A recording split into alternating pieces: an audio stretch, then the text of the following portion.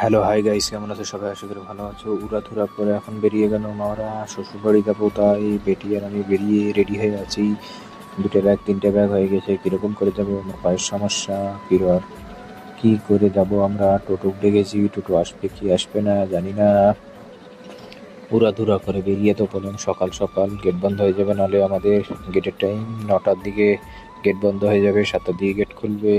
কি করে যাব খুঁজে পাই না ভেবে, তাই কারণে আগে বেরিয়ে গেল। বেরিয়ে দেখেছি আমার বেটি খুব আনন্দ আনন্দ করছে, ড্যান্স করছে। আমি বলছি অত ড্যান্স করার দরকার নেই, খালি তাড়াহুড়ো করে হাঁটে যাচ্ছে। নানির বাড়ি যাবে, গেটের কাছে চলে এলাম। ওই ঘরটাতে আমাদের এন্ট্রি হবে।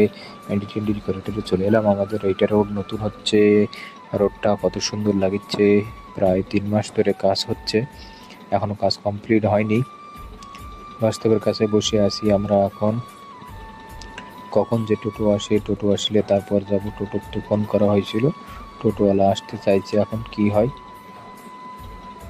এগুলো হলো লিচুর গাছ লাগা আছে, এইবারও কয়েকটা লিচুর গাছ লাগা হয়েছে। এটা হলো বাস্তবের কাছে থাকতে থাকতে টোটো একটা চলে এলো। টোটো চড়ে গাড়ি চললাম, গাড়ি চড়ে চলে এলাম বালুরঘাটে এসে দেখি উড়াধুরা করে ট্রেন দাঁড়িয়ে আছে। উড়াধুরা করে বসে আছে। বেটিকে বলছে কোথায় যাচ্ছ? করছে দিদির বাড়ি যাবো। দিদির বাড়ি। তারপরে ট্রেন ছেড়ে দিল। ট্রেন ছাড়ার পর এখন ভিউটা দেখেছি, কত সুন্দর লাগছে। উড়াধুরা করে গাজলে কিন্তু গিয়ে আমাদের ট্রেন দিয়ে দিয়েছিল থামিয়ে। 2 ঘন্টা লেট হওয়ার পর একলোকে চলে এলাম। একলোকে আসার পর খুব গরম।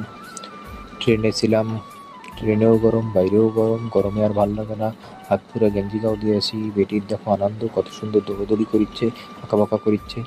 এটা হলো একলোকি স্টেশন। ওই সামনে ব্রিঞ্চিটাতে আমার একটা মোবাইল হারিয়ে গিয়েছিল, মোবাইলটা পাইনি।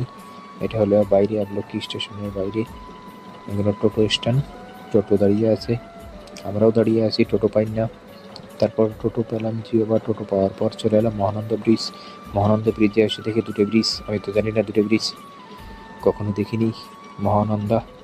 তারপরে একটু সেলফি তুললাম, তোলার পর বাড়ি চলে এলাম। বাড়ি এসে 2 ঘন্টা পর একটু আয়েস করার পর পাটা খুব ব্যথা করছে, এই কারণে শুয়ে আছি।